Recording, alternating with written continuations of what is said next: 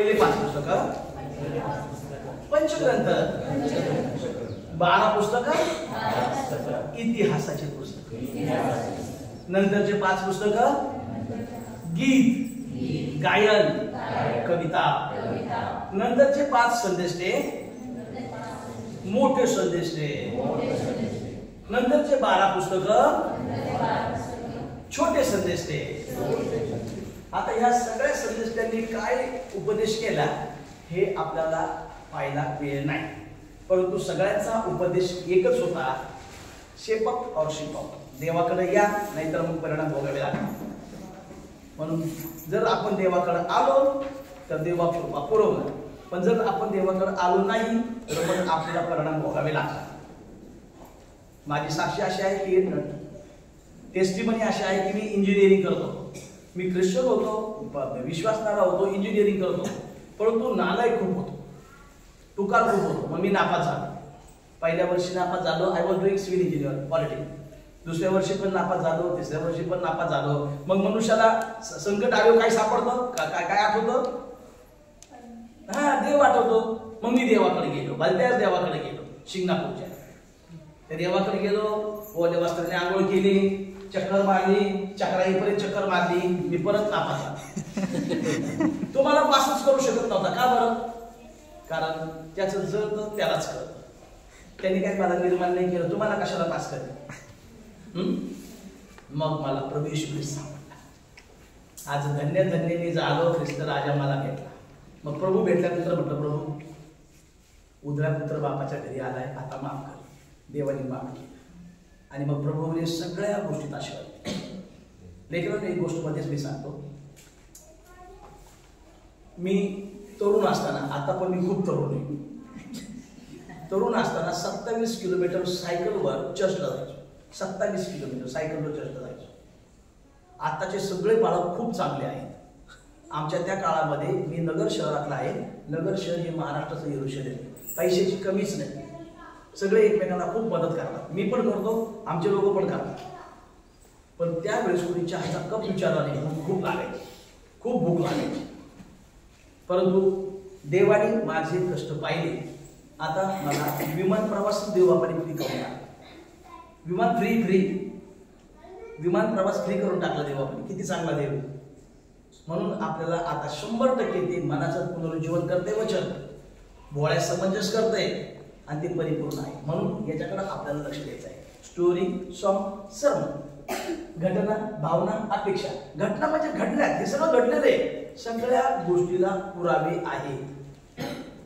बायबलच्या सगळ्या गोष्टीला पुरावे आहेत. बायबल म्हणजे असं नाही एक राजा होता आणि एक राणी होती आणि त्याला कस्तुरी मृगाने मारलं, असं काही नाही. पुरावे आहेत. आजही रिकामी कबर आहे प्रभू यीशु ख्रिस्ताची. एक बार मैं पाकिस्तान में प्रीच कर रहा था, पर कराची में, तो कराची और इस्लामाबाद या इस्लामाबाद के लोग थे. उन लोगों को क्या कि मैं भारतीय हूँ और हमारे भारत में एक अजूबा है, ताजमहल. पेरिस में एक अजूबा है, पेरिस का टावर. लेकिन सबसे बड़ा अजूबा क्या है मालूम है? इस्रायल का खाली कब्र, रिकामी कबर. सगळे उभे राहिले टाळ्या वाजवायला. हालेलुया. माणूस मेला की संपला विषय. परंतु प्रभू येशू ख्रिस्त मरण पावला, त्याला तिथे ठेवलं. ती माती पण बोंबलायला लागली, ती जमीन पण. डेथ कुड नॉट होल्ड हिम. ते मृत्यू पण उठ आणि प्रभू उठले. हालेलुया. पुरावे, सगळे पुरावे त्याला, A to Z पुरावे आहे. तुम्ही आजही प्रार्थना केली तर कुठलाही मनुष्य बरा होऊ शकतो तुमच्या प्रार्थनेवर. इथून चेन्नईमध्ये प्रार्थना करा, चेन्नईमध्ये लोकांना आरोग्य मिळतं. इथून कशामुळे होतं? अहो, येशूच्या नावात तारण आहे, येशूचं तारणाचं कारण आहे. सामर्थ्य हे जेवियर पाळक साहेबांमध्ये, रावी पाळक साहेबांमध्ये, जोसेफ पाळक साहेबांमध्ये किंवा पास्टर बैजू साहेबांमध्ये नाही. सामर्थ्य येशूमध्ये.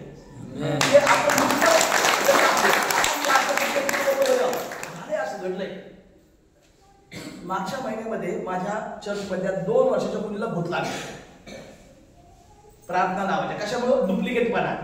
कधी चर्चला यायचं, कधी मूर्तीपूजा करायची, मग नागदेव आणि वामदेव आणि नको ना गमना. आता ये ना पाठीमागं प्रभूकडं डुप्लिकेटपणा होतो. तर ती पोरगी मटनच मागायला लागली, मटन भूत लागल्यामुळे. ते फोनवरच भूत काढलं. मी म्हणलं प्रार्थना heal in the name of Jesus. येशूचं नाव असलंच पाहिजे. आमेन. घटना घटना भावना इमोशन्स. देवाच्या भावना अशा आहेत की आपण तारवतो. मग अपेक्षा.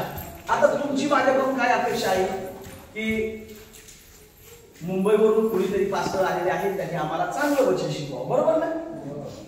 आणि माझी काही फारशी अपेक्षा नाही की मला काय कुठं काय, ओके, पण माझी ही अपेक्षा आहे की तुम्ही सर्वांनी मनापासून ऐकावं. दिवसभर बोलायचं म्हणजे मला बोलून आहे ना प्रतिकार शक्ती कमी पडते. कष्ट पळ धावपळ, पण ते प्रभूसाठी तर करणं आहे. म्हणून अपेक्षा आता तुमच्याकडून माझी ही आहे की तुम्ही बोलायचं शिका आणि वचन आपल्या अंतःकरणामध्ये घ्या. घाबरू नका. मी मोठा बाबा आहे, काही प्रॉब्लेम, मी तुमचाच आहे. मला तुम्ही म्हटलं इथून आपल्या त्या गावाला पायी जायचं 2-5 किलोमीटर चालले, काही प्रॉब्लेम नाही. तर शिकायचं तुम्ही. आता कोणतरी नवीन आले, मी बोलणार नाही, माहिती ना धरून शिकायचं. आपण शिकायला आलो तर शिकायचं. आता हे समजलं तुम्हाला? आता याचा फोटो काढला तुम्ही बघा. आता आपण जाणार आहोत पुढं. प्रारंभी देवाने आकाश आणि पृथ्वीची निर्मिती केली आणि पृथ्वी आकारविरीत आणि चौकोनी होती. कशी होती? त्याला काठ्या पृथ्वी आकारविरीत आणि शून्य होती. साक्षीताई शिकायचं नाही, मी मोठा बाबा आहे, मारतो मी धरून ना. Very good. प्रारंभी देवाने आकाश आणि पृथ्वीची निर्मिती केली. तिकडं लक्ष द्या, लिहून घ्या. मी तुम्हाला पुस्तक पण देणार आहे, त्याची किंमत पण 30-30 रुपये घेणार आहे. प्रारंभी देवाने आकाश आणि पृथ्वीची निर्मिती केली आणि पृथ्वी आकारविरीत आणि शून्य होती. Will you please tell me who invested the zero? शून्याचा शोध कोणी लावला? बोल ना. शून्याचा शोध कोणी लावला? एक काम करू, आपण शेवटची प्रार्थना म्हणूया आणि सभा समाप्त करूया. हे आमच्या स्वर्गातील पिता म्हणून आपण. हो बोला ना. मग तुम्ही मला एकट्याला बोलायला लावता. बच्चे की मार बच्चे की जाट है क्या? बोला ना. शून्याचा शोध कोणी लावला? Indian actually. Very good. And this is very wrong answer. शून्याचा शोध लावलाय बायबलने. पृथ्वी आकारविरीत आणि शून्य होती. कुठे दिलंय? काय मध्ये दिलंय? दादा, I will separately tell you, Indian people are having only attitude to take the credit. I will separately tell you. We are very very very proud people of the world. सबसे ज्यादा घमंडी लोग हम हैं. तो शून्याचा शोध भारताने नाही लावला, कोणीच नाही, बायबलने लावलेला आहे. बायबल श्रेष्ठ आहे. आकारविरीत आणि शून्य. Write down the book of Isaiah chapter 40 verses 22 says that the Lord is set upon the circle of the earth. प्रभू भूमंडळावर बसलेला आहे. इथं त्यांनी पाय ठेवलाय. शून्याचा शोध लावला. पृथ्वी आकारविरीत आणि शून्य होती आणि देवाचा आत्मा जलावर तळपत होता. म्हणजे इथं कोण आहे? देव. आणि मग देवाचा आत्मा. आणि मग तो शब्द बोलला. शब्द. पृथ्वी आकारविरीत आणि शून्य होती आणि देवाने शब्दाने सगळ्या गोष्टीची निर्मिती केली. पहिल्या दिवशी विशिष्ट गोष्ट, दुसऱ्या दिवशी विशिष्ट गोष्ट, तिसऱ्या दिवशी विशिष्ट गोष्ट, चौथ्या दिवशी, पाचव्या दिवशी आणि 6व्या दिवशी त्याने मनुष्याला निर्माण केलं. आणि माणसाला निर्माण केल्यानंतर, पुरुषाला निर्माण केल्यानंतर त्याने त्याच्याकडे पाहिलं. तेव्हा म्हटलं हे बरं नाही. This is not good for man to be alone. I provide a suitable partner for you people. देवा अशा प्रकारे म्हटलं की हे काही बरं नाही, मी त्याला अनुरूप सहकारी निर्माण करेन. आणि मग देवाने त्याला झोप आणली. पण आदामाला तयार करण्यासाठी देवा बोलला का? नाही. देवा इकडे लक्ष द्या, खाली वाकला. त्याने आपली तळमळीची माती घेतली आणि मातीपासून आदामाला निर्माण केलं. आता असं करा, उत्पत्ती करा माझ्या बरोबर. उत्पत्ती. Very good. उत्पत्ती नाही बरं का? उत्पत्ती. करा. उत्पत्ती. आणि देवाने त्याला कुठं ठेवलं? टॉपवर. वर ठेवलं. वर. देवाने ऍक्च्युली आपल्याला वर ठेवलं होतं. पण झालं काय? आपण तळमळीची. आदामाला ताप. देवा तू माझा बाप, गेला माझा ताप, आता मी पालकाचा बाप.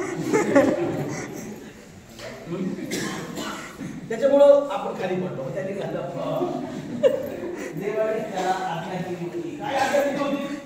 आदाम आणि हवा यांना काय आज्ञा दिली होती? सर्व झाडाचं फळ येथेच खा, फळ खा, पण आपण पालघरचे मटण मटण मटण मासे मटण, जो खाईल मटण त्याला देव भेटल. फळ खा, फळ. इरमा 29:5 मध्ये पण लिहिले मळे लावा आणि फळे खा, पण आपण फळे कमी खातो. आपल्याला आपण चेन्नईवाले मटन फार पास्टर फेलोशिप में मटन कधी कधी शाकाहारी दोन त्यांना देवाने टॉपवर ठेवला आदामाला आणि हवीला. आदाम या शब्दाचा अर्थच होतो माती. ॲडामाह, तो मातीपासूनच निर्माण केला होता. आपली मातीच होती. म्हणून मनुजा भरमू नको, नम्रस देवाला ये प्रभू. आम्ही अशा काय नाही, तू गप माती घाली का मारणार आहेस. म्हणून पटकन प्रभूला जीवन द्या. तुम्ही सर्वांनी प्रभूला जीवन दिले ना? आमेन, हालेलुया. मग त्याने त्याला एक पत्नी तयार केली, तिचं नाव हवा, जीवधाऱ्यांची माता. हवा हवा आदाम आणि हवा या दोघांना त्या देवाने निर्माण केलं आणि कुठं ठेवलं? टॉपवर ठेवलं. त्यांना आज्ञा दिली. पण मग त्या बागेमध्ये कोण आलं माहितीये का? पालघरच्या हॅलो कोण आलं? आला बागेतच घरी साप, फळं खाऊन घडलंय पाप. आज्ञा मोडल्यामुळं फारी काही प्रॉब्लेम येत नाही, पण आज्ञा सांगितली होती खाऊ नको. एका मुलाला सांगितलं की बाळा त्याच्यामध्ये हात नको घालू, त्याने हातच घातला. मला लागला नको म्हटलं होतं तुला. जे नाही करायचं सांगितलं तेच करताय तुम्ही. तुम्ही बोला म्हटलं तर बोलत नाही आणि घरी लावल्याला बोलू घेता. चालतंय का ताई असं? बापा बरोबर नाही बोलायचं, नवऱ्याला रागू घेतात. बरोबर ना? चल असं उत्पत्ती आणि मग आला बागेत जहरी साप, फळ खाऊन घडलंय पाप. तो आला आणि नेमकं बाईकडेच आला आणि तिच्या मनामध्ये काय निर्माण केलं त्याने? संशय. काय? खरंच का देवाने तुम्हाला असंच सांगितलंय? संशय, डाऊट. म्हणून काही लोक खूप डाऊटफुल आहेत आणि त्या डाऊटफुलपणामुळं, संशयामुळं आपलं पालघर जिल्हा चांगला आहे. काही ठिकाणी लोक त्या बायकोवर संशय घेतात. कोण तुझ्या त्या बायकोला पाहतंय, कोणाला हाऊस आली. लोक आमच्यावर पण संशय घेतात. एक व्यक्ती माझ्यावर संशय घेता, इनको पैसा बहुत मिलता है इसलिए वो जाते हैं. अभी क्या पैसा मिलता है, क्या नहीं मिलता है, हमको मालूम है. बुरा तो लगा बहुत सारा. मैंने इतनी बड़ी जॉब किया है, उसके लिए थोड़ी मेरे प्रभु का पाचार नहीं मुझे. संशय. म्हणून मित्रांनो, भावांनो आणि बहिणींनो, आपण फॅमिली काउन्सिलिंग सेमिनार देवाच्या कृपेने घेऊ. हे लोक म्हणत असतील तर, पण नवऱ्यावर आणि बायकोवर एकमेकांवर संशय घेऊ नका संशय घेऊ. त्या संशयाने पतन होतं. चला उत्पत्ती आणि पडले ते.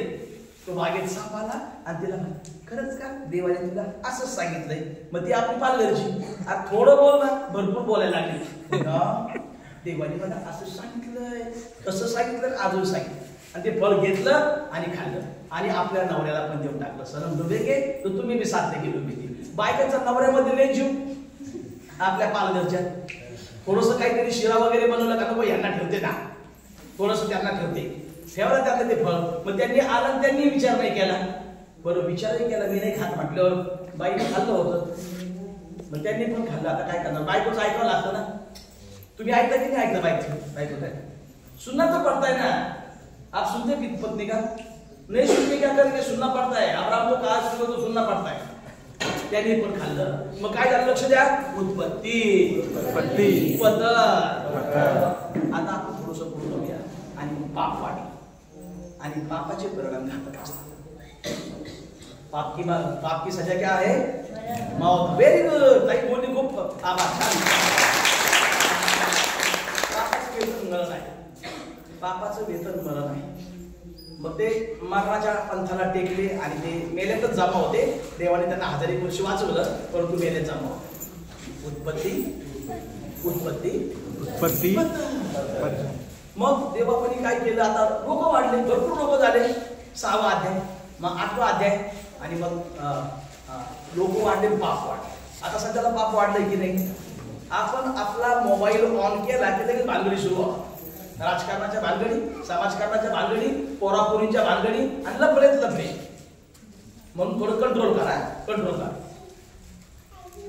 मी पण युट्यूबवर आहे, तुम्ही मला पण लाईक शेअर आणि सबस्क्राईब करा. माझे संदेश आहेत सुंदर सुंदर, तर कंट्रोल करा. आता या ठिकाणी उत्पत्ती पतन, मग देवबापाला राग आला आणि मग देवबापाने सगळ्यांचा नाश करून टाकायचं ठरवलं पाणी.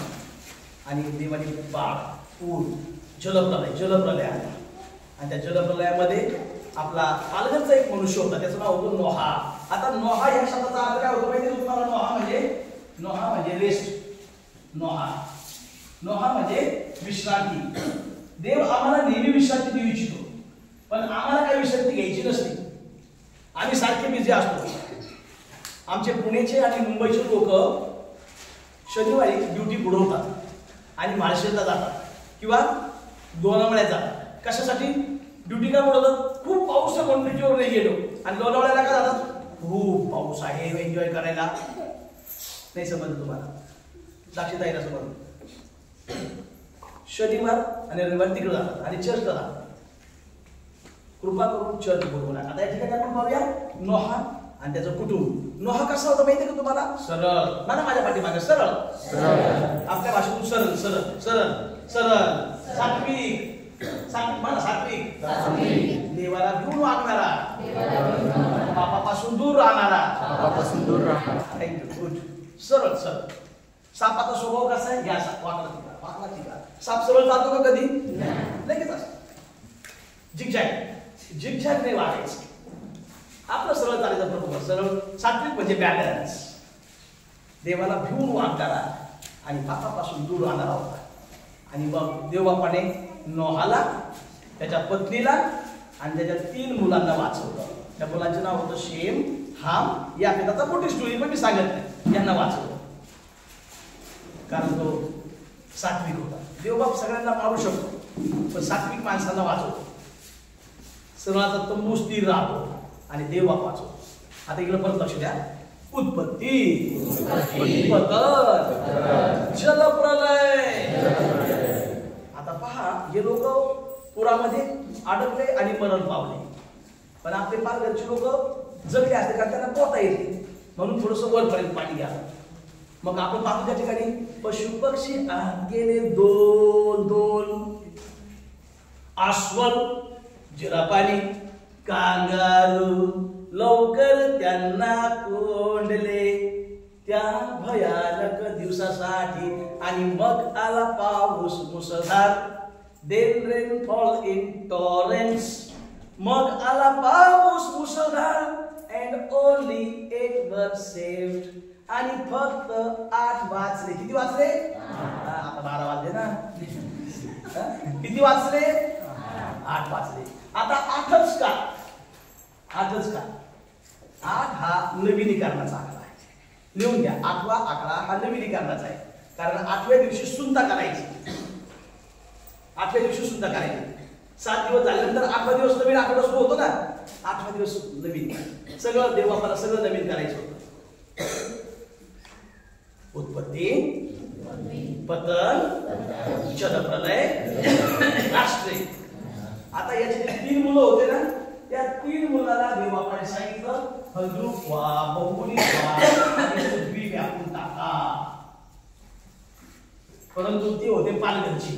बायकी लाडाची, कैरी पाराची. पालघर सोडून झालेलंच नाही. माझं माहेर पण पालघर, सासर पण पालघर. आम्हाला कुठंच जायचं नाही, बसायचं. आता जे जेव्हा म्हणत तिथं जावं लागेल ना, हे काय वेळेत का तिकडून इकडे यायला. त्यांना देवाने सांगितलं आले इकडं. त्यांचं जेवण भारी तिकडचं अन्न, पण इकडे येऊन भाकरी खाते आपले काय करतात. मी त्यांच्याकडे हैदराबादला गेलो किंवा साऊथ इंडियात गेलो, तुम्हाला कंटाळा येतो. भात भात भात भात मी नाही खात. आपल्याला कसं भाकऱ्या लागतात ना, म्हणून. पण ते करावं लागतं. प्रभू म्हटलं जायचं काय हरकत. राष्ट्र असं करा. राष्ट्र. देवबापाने त्याच्या मुलांना वेगवेगळ्या शेम, हाम आणि याफेत त्यांना पाठवलं. आता आपण आलो उत्पत्तीच्या 11व्या अध्यायामध्ये. परंतु त्याच्या अगोदर आपण पाहूया. लक्ष द्या. इब्तिदा में कलाम था, वो कलाम खुदा के साथ था, वो कलाम खुद खुदा ही था,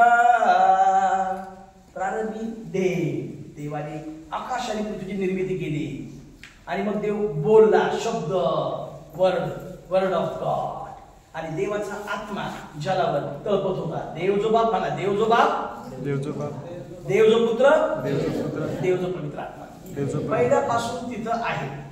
म्हणून जर तुमच्याकडे कोणी आलं यरूशलेम माथ्यावालं तर त्यांना म्हणा, भाऊ तू आता जातो का मी काठी काढू. जर ओनली जीसस वाला कोणी आलं तर त्याला म्हणायचं, भाई you are only, you go only, तो काठी काढू का तुला. त्यानंतर जर कोणी जेव्हा विटनेस आलं म्हणून, भाऊ हे विटनेस आहे, तू विकनेस आहे, आम्हाला जे शिकवलंय तेच खरंय, आम्हाला हे माहिती आहे, कारण मी पण बायबल वाचते. किती वाचते माहिती, इतकं. हा, आता मी हातात नाही गेला, ठेवलं तिथं. हे देव जो बाप, देव जो पुत्र, देव जो पवित्र. आता परत पाठीमागे राष्ट्र. या लोकांना जेव्हा वाटलं की तुम्ही बाहेर जा, तर ते काही जायला तयार. देवाने 11व्या अध्यायामध्ये त्यांच्या भाषेचा घोटाळा केला. आता we have only one Marathi language. आपल्याला एकच मराठी भाषा आहे ना. ह्या आपल्या एका मराठी भाषेचे, एका भाषेचे किती प्रकारे माहिती का, 52 प्रकारे जाते. आपले जिल्हे सध्याला किती आहेत, 36 जिल्ह्यामध्ये मराठी बोलता आली पाहिजे, पण नाही, प्रत्येकाची भाषा वेगळी आहे. काही समजते तुम्हाला भाषेविषयी काय माहित आहे. जर तुम्ही विदर्भात गेले ना तर विदर्भातली भाषा वेगळी आहे, नागपूरवाल्यांची. खानदेशामध्ये गेले त्यांची भाषा वेगळी आहे. मराठवाड्यात गेले मराठवाड्याची भाषा वेगळी आहे. पुण्यात जर आले तर पुण्यात म्हणतील लोक तुम्हाला, तुम्ही जेवणार का, मग तुमच्या घरी आलो आम्ही उपाशी राहणार का.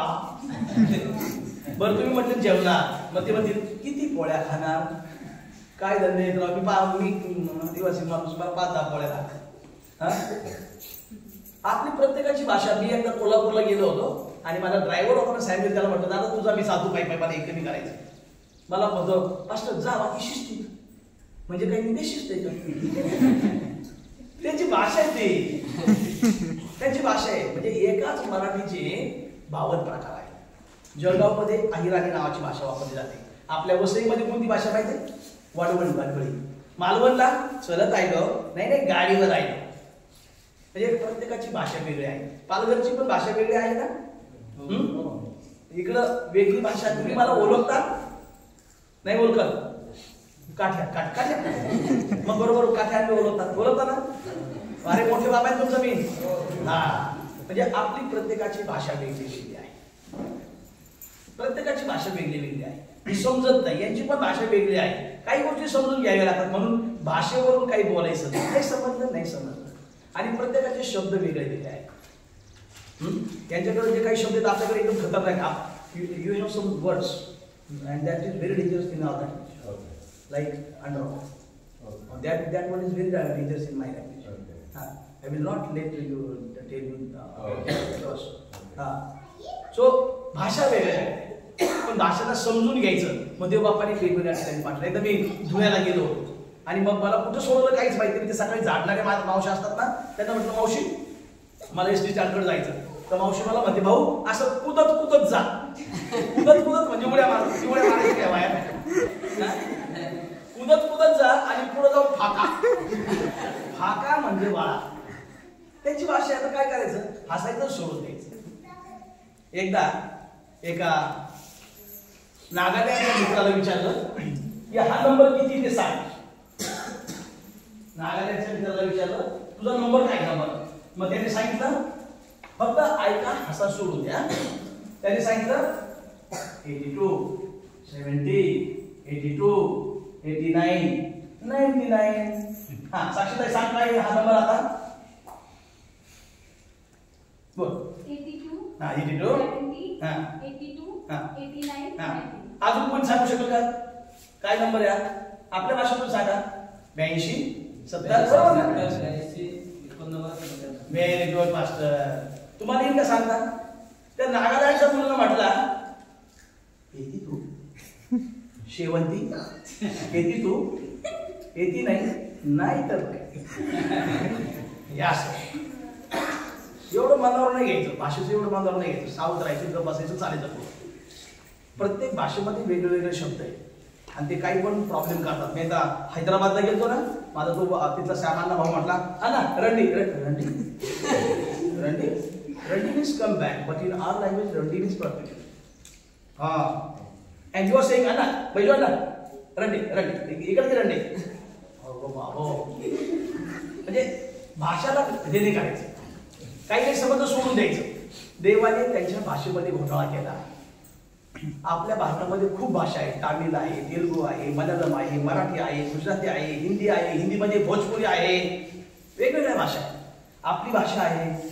तुम्ही कोणती भाषा बोलत आहे? टोटल मराठी आहे का आदिवासी मराठी? आदिवासी मराठी. वारली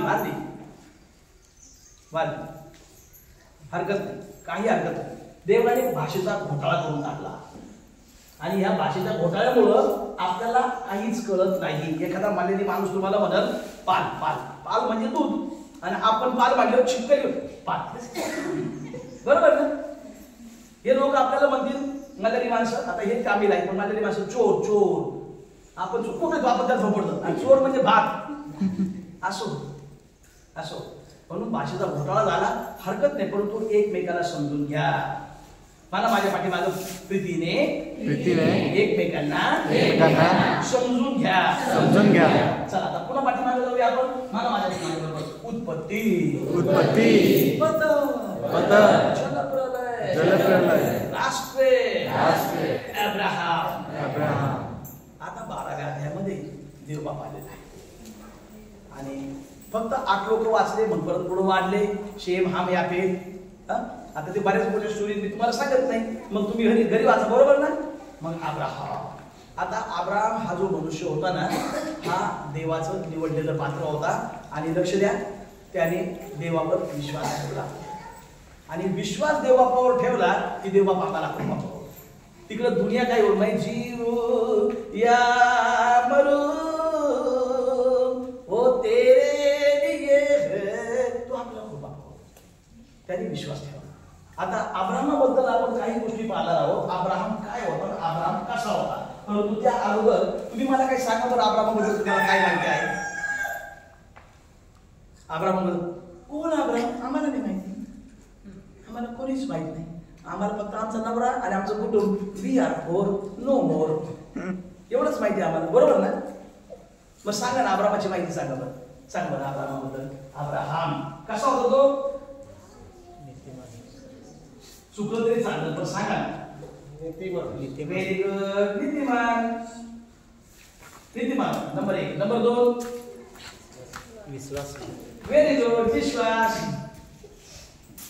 नंबर 3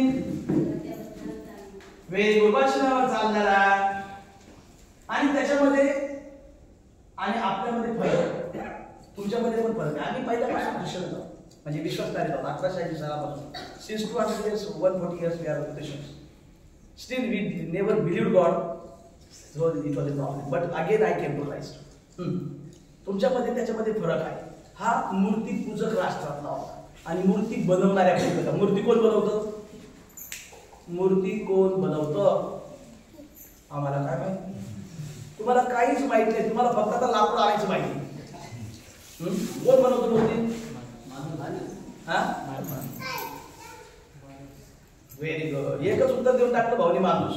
लाकडाच्या मूर्ती सुतार बनवतो, दगडाच्या मूर्ती वडारी बनवतो, सोन्याची चांदीची मूर्ती सोनार बनवतो, आणि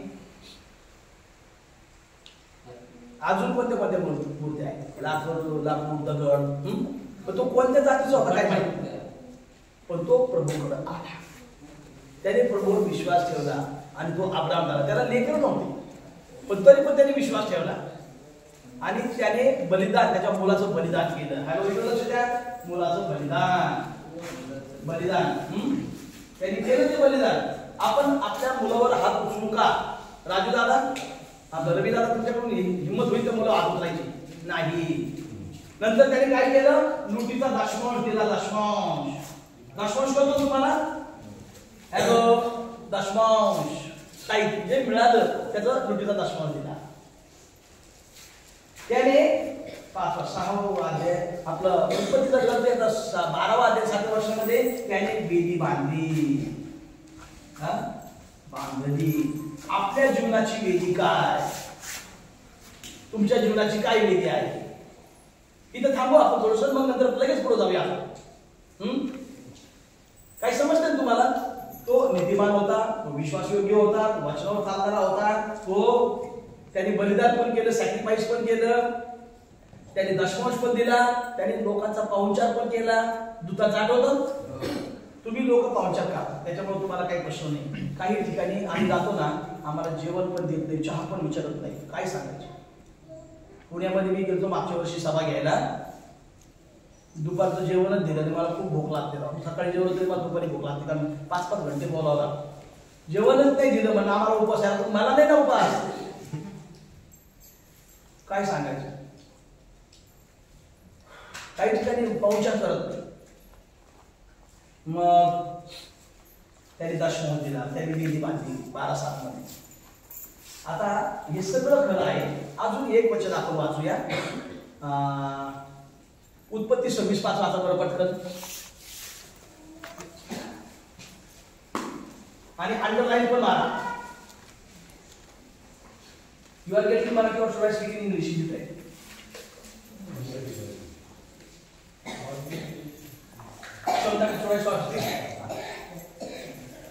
पटकन पटकन.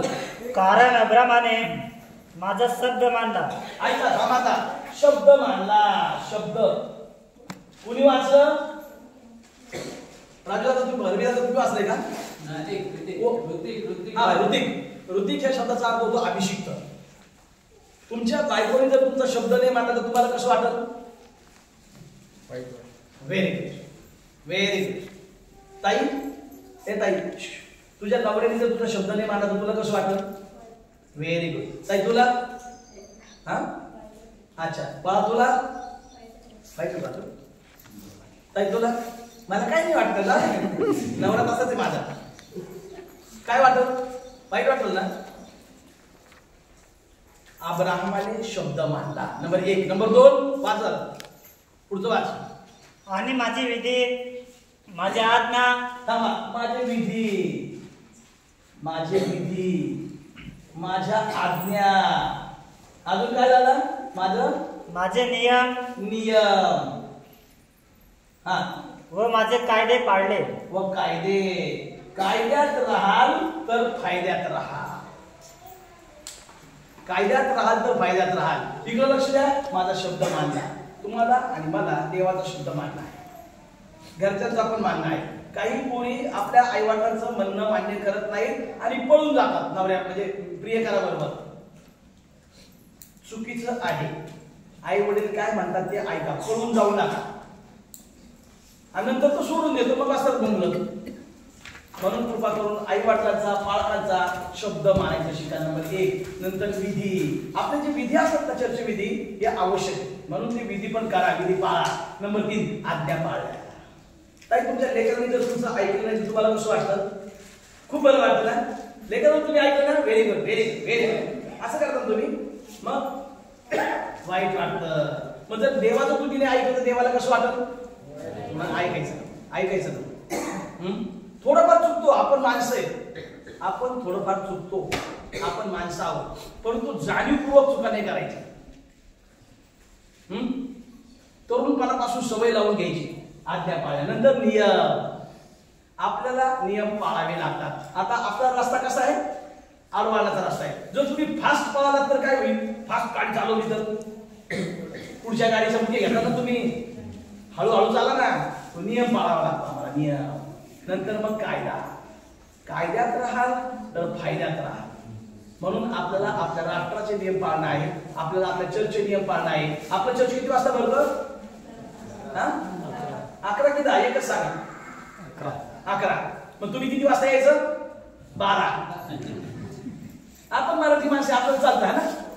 आणि वरून गाणे गातो, मेरा मन झूमने लगा, मेरा मन आनंदित हुआ, मैं तो प्रभु के घर को चला, देखो घंटा भर देरी से चला. चालतं ना? वेळेवर. विशेष करून तरुण लेकर वेळेवर या. ज्यांचं लग्न झालंय, मनीषा आणि रोहित, मग त्याचं छोटं बाळ चर्चला निघालं का ते सुसू करत बसतं, चर्चला निघालं का ते केव्हा करताय, मग ते त्यांचं थोडंसं कमी. तो आमच्यासारखे लोक थोडंसं 5-10 मिनिटं उशीर होऊ नका देऊ, पण शक्यतो पण तरुणपणामध्ये धावायचं प्रभूच्या पाठीमागं. हालेलुया. बोला ख्रिस्त महाराज की जय. शब्दपाठ, विधी, आज्ञा, नियम आणि काय तरी पाहिजे. आता याच्यावर लक्ष देऊया. तो नीतिमान होता, तो विश्वासू होता. आपण प्रभूवर विश्वास करूया. सगळे चुकलेले आहेत पण प्रभू